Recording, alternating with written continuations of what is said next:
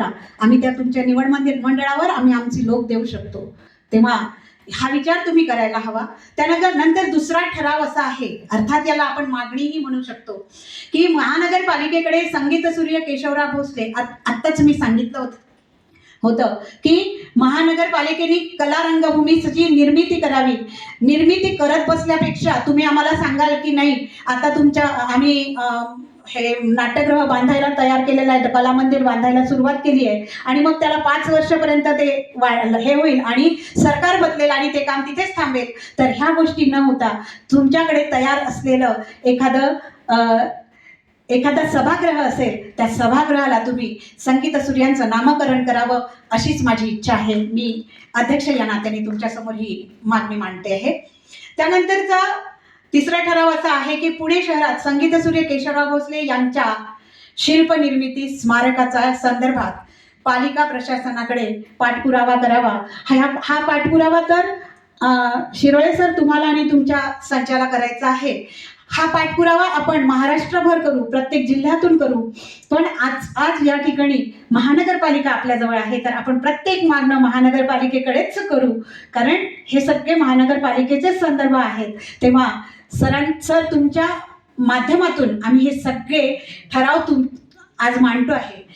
त्यानंतरचा ठराव आहे, महाराष्ट्रातील सद्य परिस्थिती लक्षात घेता ओला दुष्काळ जाहीर झाला आहे, शासनाने ओला दुष्काळ जाहीर केला आहे, या संदर्भात भूमिका घेऊन तसे निवेदन या लोकांना शासनाला द्यायचं आहे. आणि त्यासोबतच सभागृहामध्ये उपस्थित लोकांनी सुद्धा या भूमिकेशी समरस होऊन तुम्हाला जे काय फुल नाही फुलाची पाकळी, जी काय मदत करायची असेल ती कुणाकडे द्यायची आहे. अजय पवार आमचे पुणे जिल्हाध्यक्ष आहेत, संगीतसूर्य केशवराव भोसले सांस्कृतिक परिषदेचे पुणे जिल्हाध्यक्ष अजय पवार आहेत, त्यांच्याकडे तुम्ही गोळा करावी ही मी या मंचावरून तुम्हा सर्वांना विनंती करते.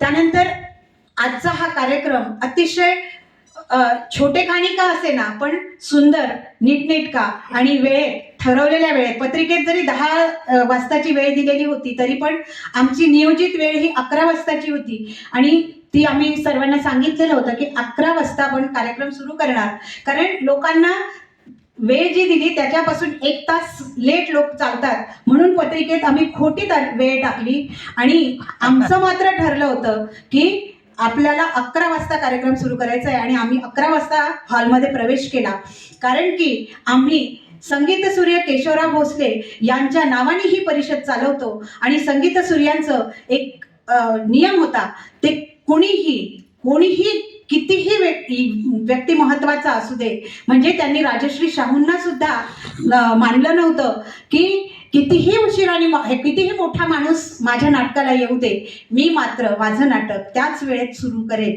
मी त्या व्यक्तीची वाट पाहणार नाही.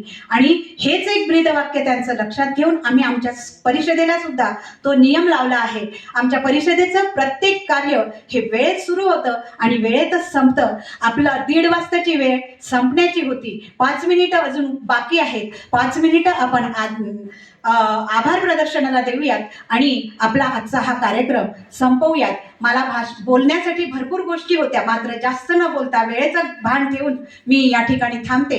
तुम्ही सर्वजण उपस्थित झाला, शांततेने सर्व कार्यक्रम ग्रहण केला आणि हा फक्त ग्रहण करून आपल्याला इथे थांबायचं नाही, तर हा आपल्या आणि आपल्या शरीरामध्ये मन, तन आणि धनाने आपल्याला सर्वांना या परिषदेसोबत आपल्याला जुळायचं आहे. तेव्हा हे डोक्यात ठेवून इथून तुम्हाला सर्वांना मार्गक्रमण करायचं आहे. मी हा कार्यक्रम यशस्वी झाला अशी आशा बाळगते आणि तुमची सर्वांची रजा घेते. धन्यवाद. हे नेहरू सांस्कृतिक भवन आहे, इथं कुठलीही पार्टी नाही आहे सभागृहाला, ह्यालाच आपण नाव देऊया.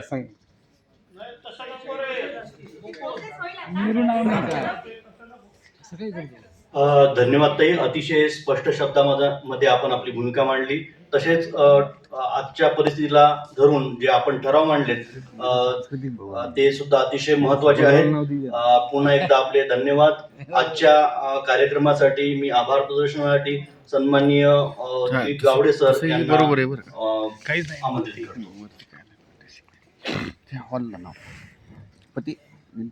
पंडित जवाहरलाल नेहरू सभागृहामध्ये आपण संगीत सूर्य केशवराव भोसले यांची 105वी पुण्यतिथी स्मृती दिन आज या ठिकाणी आपण साजरा केला. या कार्यक्रमाचं नाव खरोखरच सुंदर आहे, नमन संगीत सूर्याला. संगीत सूर्य याची व्याख्या आपल्या व्याख्याते सरांनी, गोसावी सरांनी चांगल्या प्रकारे केली. त्याच्याच अगोदर आपले या ठिकाणी प्रमुख पाहुणे आले होते, भाऊसाहेब बोर यांनी सुद्धा चांगल्या प्रकारे व्यक्त केली. संगीत सूर्य बरोबर केशवराव भोसले व्याख्यातेवरूनच व्याख्या यांनी सांगितल्याप्रमाणे त्यांना खरं त्यांची कारकीर्द कमी वेळ मिळाला, नाहीतर बालगंधर्वांपेक्षा सुद्धा ते मोठे झाले असते असं मला वाटतं वैयक्तिक. म्हणजे आता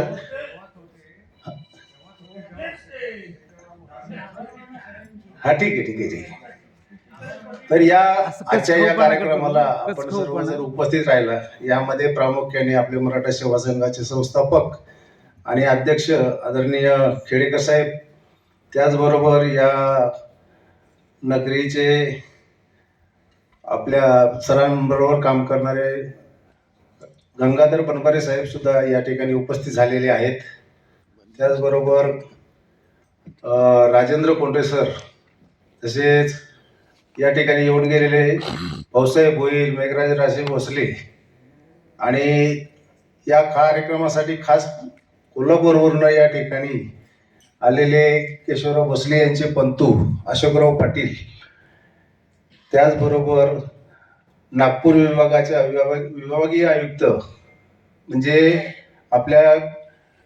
आपल्या संगीत सूर्य केशवराव भोसले नाट्य परिषदेच्या विभागीय आयुक्त नागपूर विभागाच्या सोमवंशी मॅडम याही ठिकाणी उपस्थित आल्यात. त्या सर्वांचं मी या ठिकाणी आभार व्यक्त करतो.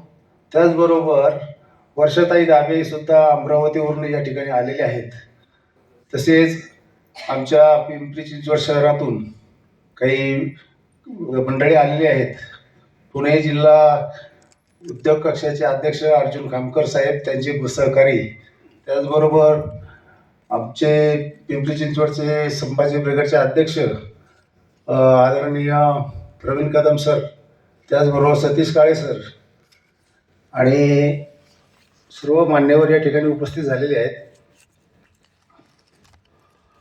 त्याचबरोबर हा कार्यक्रम ज्यांनी महानगरपालिकेच्या आणि संगीत सूर्य केशवराव भोसले परिषदेच्या संयुक्त विद्यमाने या ठिकाणी घेण्यात आला, त्या आपल्या या महानगरपालिकेचे सांस्कृतिक उपायुक्त आदरणीय सुनील बल्लाळ साहेब यांचे विशेष आभार या ठिकाणी मी व्यक्त करतो. आणि आलेल्या सर्व मान्यवरांचे पुन्हा एकदा मी आभार व्यक्त करतो आणि हा कार्यक्रम संपलेला आहे असे मी या ठिकाणी जाहीर करतो.